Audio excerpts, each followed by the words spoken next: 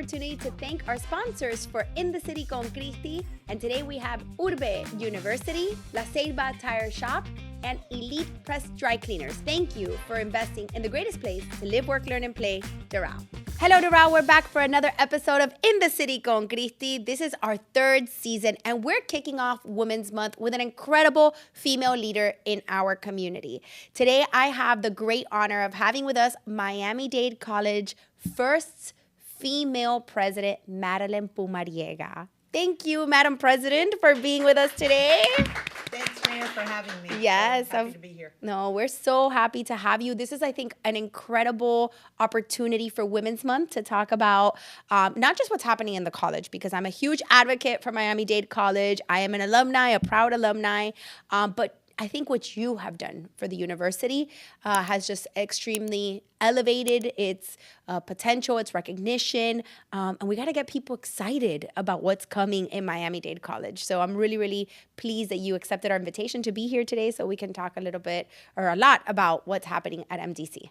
Awesome. I'm happy to be here. And as you know, the West Campus is in the heart of the city. Yes. And so we're so proud of everything going on that campus. Yeah, we have a great relationship with Miami-Dade West. Actually, I attended Miami-Dade West right when it opened. It was my last semester in Miami-Dade before I transferred to FIU, and I was able to do some classes there. And so it's got a special place in my heart. And now I have great relationship with Dr. Moore there, as well as Madeline. You have great people. You really do. That's a great team. So a lot of innovation. They bleed, I mean, blue and white. They really do. So we're really proud of them and everything that they've done to highlight Miami-Dade College's impact in our community. And they're so accommodating, not just with the students that are coming out of high school and going into Miami-Dade, but even those who are looking to recertify education from other countries. Our senior club, they have a great partnership with our senior club to provide computer programming and information to la persona de la tercera edad, which I think is extreme, and they love it. They're always asking me for it. So I think it's great. So talk to me a little bit about, first of all, how does it feel to be the first female president? I know it's been a while. Now how long? 2 years now? 3 years? 3, yeah. 3 years. Awesome. I mean, people ask me all the time still, how does it feel to be the first female mayor of Durham? I'm like, okay, it's been 2 years now. It doesn't feel like so new anymore. But tell us a little bit how that's been for you. You know, I always think, like, people say, how does it feel? I don't know, myself, right? Yeah, I know. But I think, and you probably can attest to this, as the first. For me, our job is to make sure that we're not the last. That's right. That we're opening and paving the way for 100%. More women to be the first leaders and then be the second and the third. But I think more than anything, it's have the impact.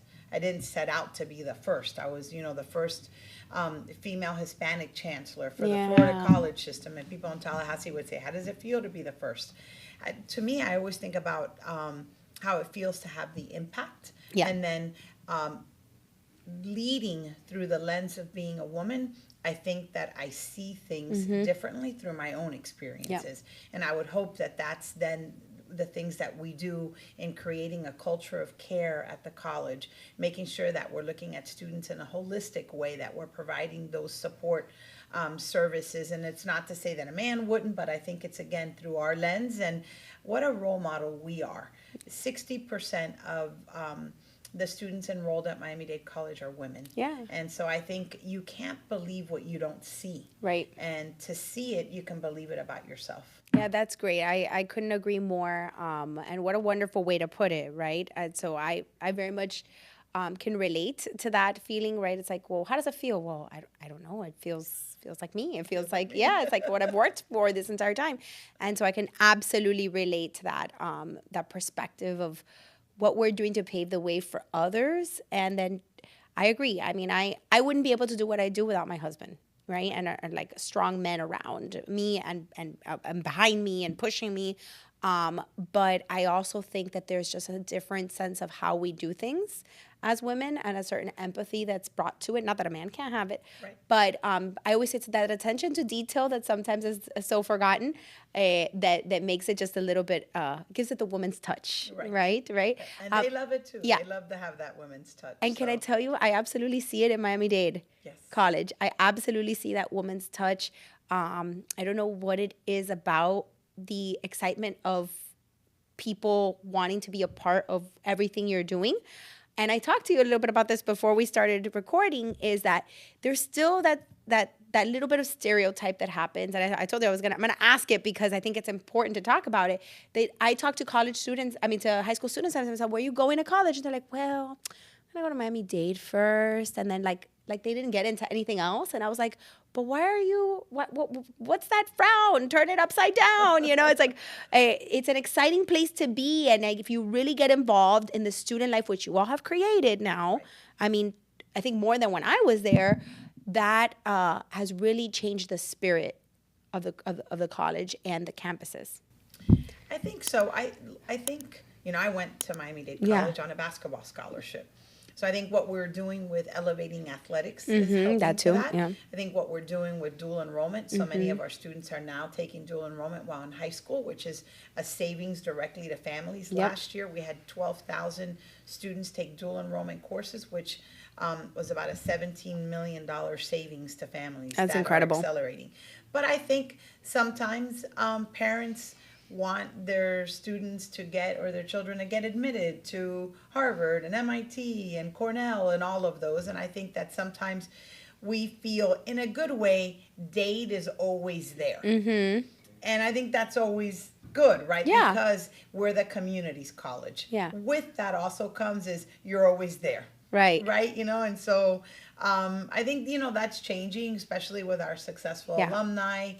So many of our students today, they're choosing Miami-Dade as their first choice, either through the Honors College. Yeah. We have about 8 students at MIT. Which is a super admirable from, and recognized area. The Honors Our College. presidential scholars now is a way that if you took AP and dual enrollment, you want to accelerate, it's a presidential scholarship that you have. Our Rising Scholars program. So I think more and more we're seeing that turn, but it always is, and I just feel like that's okay. It's who we are, and I want the community to know that we will always be there. Yeah. That we're the place where you can come to start early college, or you're the place that you can come and upskill in artificial intelligence or cybersecurity, but it's also the place that you can come see an art exhibit. Also, like what we're doing with La Tercera Edad, those kinds of programs. And I'm proud that we are the community's college. Yeah, I love it. I think you guys are doing an incredible job, a fabulous job. I want to celebrate the accomplishments that you guys have had over the last couple of years. One program I talk a lot about that we have here in West Campus, and we're so grateful to have here, is the Tesla program, which we talk about it all the time, and I've discussed it, and I feel like people still don't know about it, and it's a great career path. Tell us a little bit about some of those programs that you guys are really highlighting and doing, one of them being the Tesla program.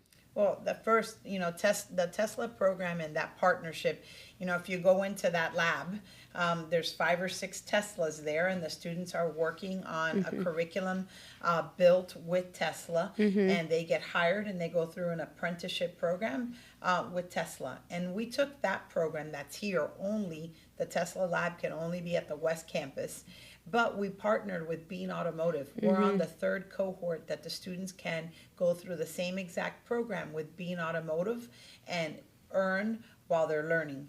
And then we've done the same with Warren Henry. So we're excited about the apprenticeship programs that we've really launched, so that students who want to and need to be working while they're learning and earning that credential or that degree, they have that opportunity. We did something like that with teachers. We have a teacher apprentice program where you can already be working in a school and getting your teaching degree at the same time. So we're excited about that.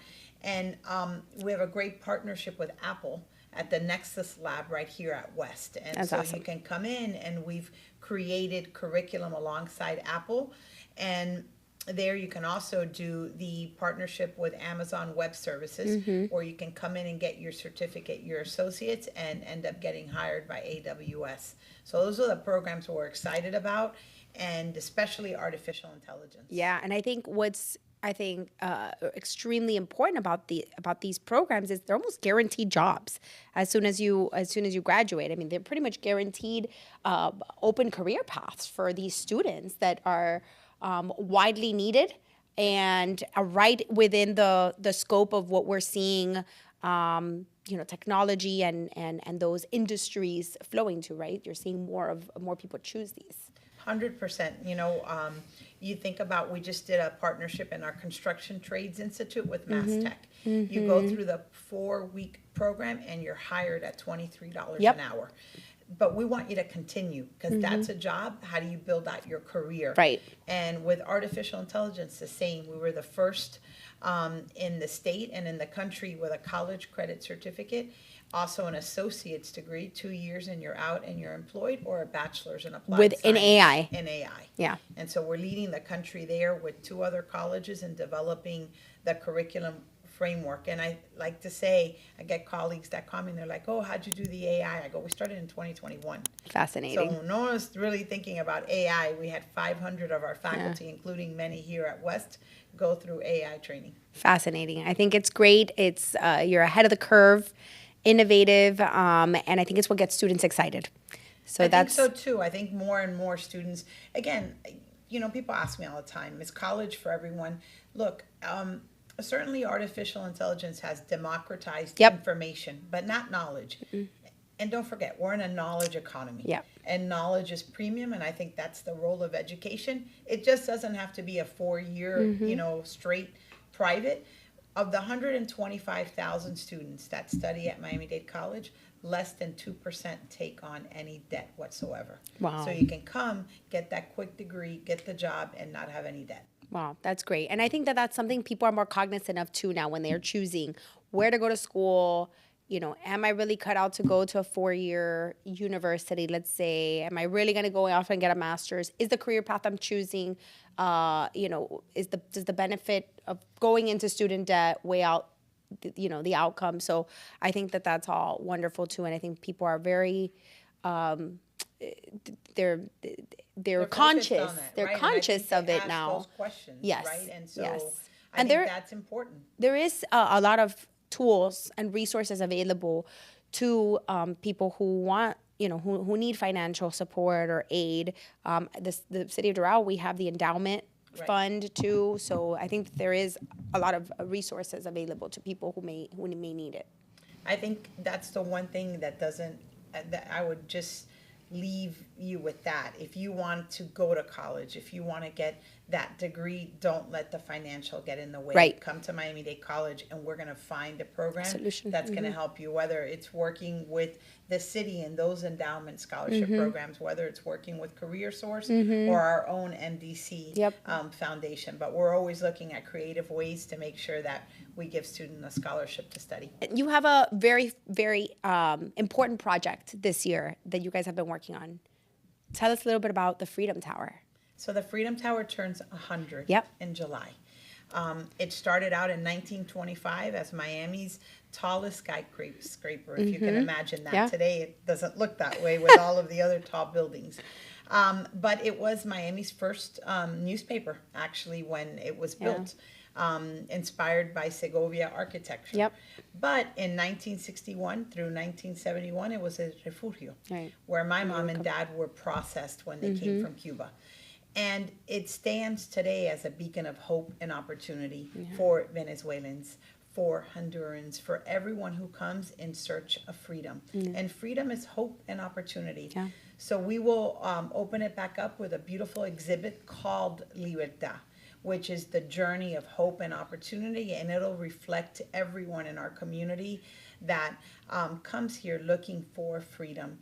And it'll also be the home of the Freedom Institute of the Americas, a think tank focused on democracy in the Western Hemisphere. So we're excited. We're going to have so many events that will bring the community together there. I love it, and I look forward to being there. I was reading the history on it recently, and it's definitely, I think, something that we have to preserve in our community for our children's children, to not forget where we came from and the importance of protecting the freedoms that we enjoy here.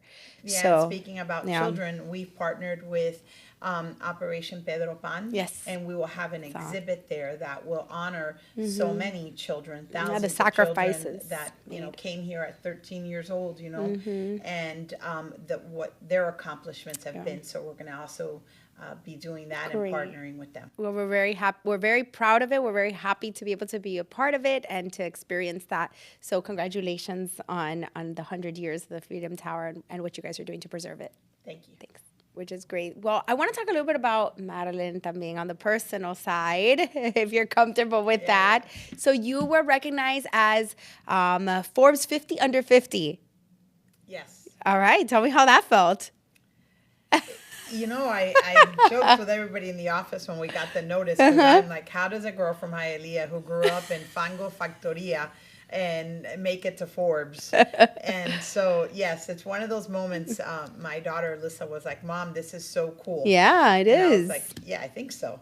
To be recognized by Forbes and to be recognized in the category of innovation. Yeah. I'm really proud because it speaks to the innovative work that we're doing at the college. And that recognition of me is a recognition to everybody at the college. Yeah. The president is not the single innovator. The ideas get generated from the team. So I'm so proud to be able to get recognized and then bring home that recognition to Miami-Dade College and to our community. Yeah. Because it's Miami-Dade College and it's a girl from Hialeah and it's someone who was born and raised right here in Miami-Dade County. So I think that's what makes me more proud. I think all of our family's generations, for me, it was my abuelita worked in una factoría. Yeah, like people don't. I say that to people. Mi abuela trabajó en factoría. I go, oh, yes, there was factorías, and at home we would help at night with my mom and my aunt. What factoría did your mom work in? I just missed the name. It's in Hialeah over on 9th Street. ¿Y qué hacían? What did they do? Los botones y las mangas. So they would take la camisa home and we would at night help because te pagaban by little stamp. Okay, you put, the 4 buttons and eran camisas. And we would all my cousins. Talk about work ethic. Yes, we learned. We would sit there and put the little stamps so our mom could get paid. Mi abuela era la factoría detrás de la canastilla cubana y la Ideal, los que hacían los mosquiteros y las canastillas. Mi abuela era la factoría que hacía eso, but she was the owner of la factoría. So I remember growing up, going to la factoría en Hialeah, and las mujeres cosiendo y pintaban todo a mano, y mi abuela también. We would take the stuff home y yo aprendí a coser. Yo aprendí a coser en una máquina. Yo me acuerdo, mi abuela decía, niña, no te vas a coger un dedo. Y yo aprendí a coser desde chiquitica. So what our work ethic and stories that our generations have to continue to hear and learn about and how we got there. Children, absolutely. Right, that they know about the work ethic that got us here. That's right. I always say we didn't get here by chance.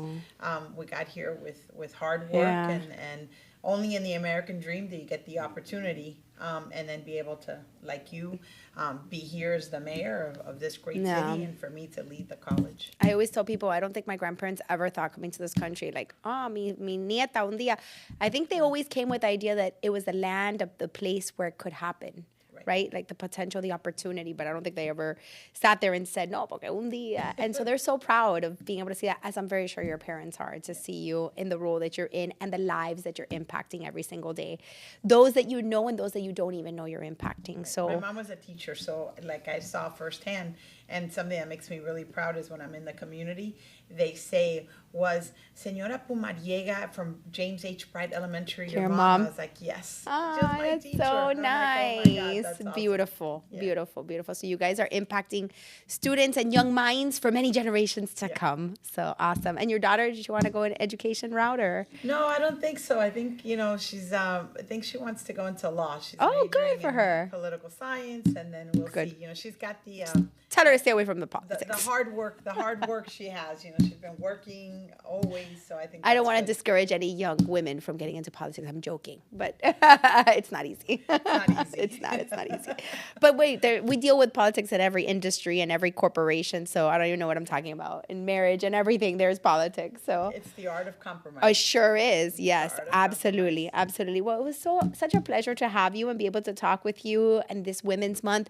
A message that you may have for a young woman watching us today. You know, my message is to dream big, to believe it and believe in yourself, and to always know that you're enough. That's right. That's right. I couldn't agree more. Well, thank you, Madam President, Thank you, for Madam being Mayor. here, for taking some time to join us today. We very much appreciate your hard work and dedication to MDC. We look forward to all the incredible things you will continue to do, the lives that will be impacted, the knowledge that our community will gain from Miami-Dade College. Make sure to check them out. Remember, it's not just for those high school students that are graduating, that are looking to move on and continue their career, their educational paths, but even for an adult, anyone looking to recertify their education, we never stop learning, right? And the college is the place. You just got here and you want to learn That's English. right. That's we have right. it for you as well. That's right. That's right. So thank you very much. All right, everyone. You've joined us once again for In the City con Christi. I'm your Mayor, Christi Fraga, and this is where we'll continue to learning about all the great people who make Doral the greatest place to live, work, learn, and play. Thank you.